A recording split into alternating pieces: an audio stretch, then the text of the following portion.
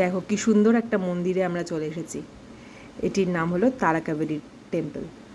এটিকে বলা হয় কাবেরী নদীর উৎসস্থল, তার থেকে এর নাম হয়েছে তালাকাবেরী। সাউথ ইন্ডিয়ায় কাবেরী নদী হলো মেন নদী। আমাদের যেমন গঙ্গা নদীটাকে মেন নদী বলা হয়, তো এখানে কাবেরী নদীটা হলো মূল নদী, যেখান থেকে সমস্ত জলটা যায়।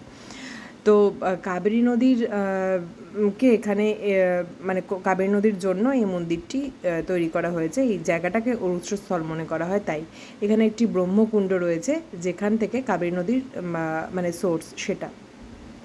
আর এখানে দেখো, এখানে গণেশজি আর শিবজির মন্দিরও রয়েছে। এর পেছনে একটা হিস্ট্রি আছে। হিস্ট্রিটা হলো যে অগস্ত্য মুনি ছিলেন, উনি যখন একটা কমণ্ডলু করে জল আনছিলেন, সেই সময় গণেশ ঠাকুর একটা পাখির রূপ ধরে যায় আর কমণ্ডলু থেকে জলটা ফেলে দেয়। তারপর ওইখান থেকেই মনে করা হয় কাবেরী নদীর সৃষ্টি। তো অগস্ত্য মুনি এখানে মানে শিবলিঙ্গ স্থাপন করেন একটি, আর তাছাড়া এখানে শিবজি আর গণেশজিরও মূর্তি স্থাপন করা হয় এই কারণেই। এবার আমরা নিচের দিকে নেমে যাচ্ছি। এই যে সামনে ব্রহ্মকুণ্ড দেখতে পাচ্ছ, এটা হলো যে কাবেরী নদীর যে জন্মস্থান। আর নিচে আছে কাবেরী মাতার মন্দির, ছোট ছোট। ওটা এরা কাবেরী আম্মা বলে সাউথ ইন্ডিয়ান লোকেরা। এই দেখো, এটা হলো অশ্বত্থ গাছটা, যে অশ্বত্থ গাছটার কথা আমি বলছিলাম। এই মন্দিরটাতে উঠতে গেলে প্রায় 300+ মানে 320টার মতো এরকম সিঁড়ি রয়েছে। এখন আমরা নেমে যাচ্ছি তোমার ওখানে ওই কাবেরী মাতার যে মন্দিরটা আর এই ব্রহ্মকুণ্ডটি দেখতে। এখন যেহেতু গ্রীষ্মকাল, তাই উৎসস্থলটা মানে যেখানে যে জলটা উঠছে, ওই যে ওটা বোঝা যায় স্প্রিং যে ওয়াটার, কিন্তু এখন গ্রীষ্মকাল বলে সেটা দেখা যাবে না। এটা মেনলি বর্ষাকালে আসলে তবে ওটা দেখা যায়। এই কুণ্ডটিতে অনেকেই মানে ডুব দিচ্ছিলেন, স্নান করে নিচ্ছিলেন, যেটাকে খুবই পবিত্র বলে মনে করা হয়। এই যে এই মন্দিরটা দেখছো ছোট ছোট, এটাই হলো কাবেরী মাতার মন্দির।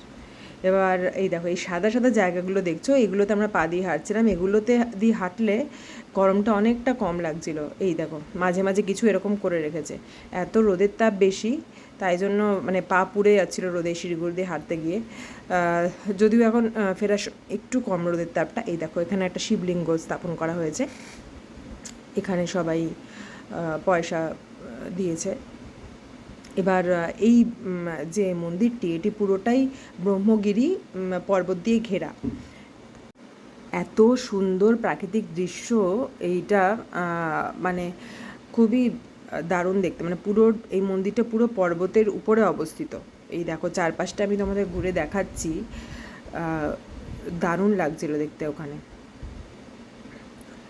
এখানটা দেখো, পুরোটা পর্বতে ঘেরা।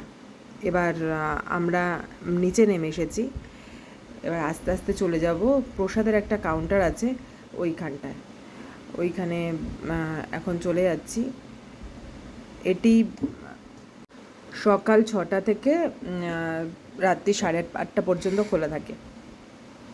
এই দেখো, সামনে থেকে একটু দেখে নাও এই কুণ্ডটা, ব্রহ্মকুণ্ড, যেখানটা কাবেরী নদীর জন্মস্থান। এখানেই আমরা ওই তখন উপর থেকে নেমে আসছিলাম পুজো দেওয়ার জন্য। এবার নেওয়া হয়ে গেছে প্রসাদ। এবার আমরা আস্তে আস্তে চলে যাচ্ছি নিচের দিকে। চারদিকের দৃশ্যটা অপূর্ব অপূর্ব প্রাকৃতিক সৌন্দর্যে ঘেরা। এবার আমরা চলে এসেছি নিচে। এইটা দেখো, এই দেখো পুরোটা, এগুলো হলো ব্রহ্মগিরি হিলস। এবার আমরা ড্রাইভারকে খুঁজছি, কোথায় পার্কিং করেছে খুঁজে পাচ্ছি না, তো একটু ওয়েট করছিলাম এখানে, তাই জন্য। এখানে নেটওয়ার্কও পাওয়া যাচ্ছিল না। ওই দেখো দূরে ওটা দেখা যাচ্ছে চূড়া মতো, ওটা হলো মন্দিরটা, ওই যে দূরে এটা দেখা যাচ্ছে। অতটা উপরে আমরা উঠেছিলাম।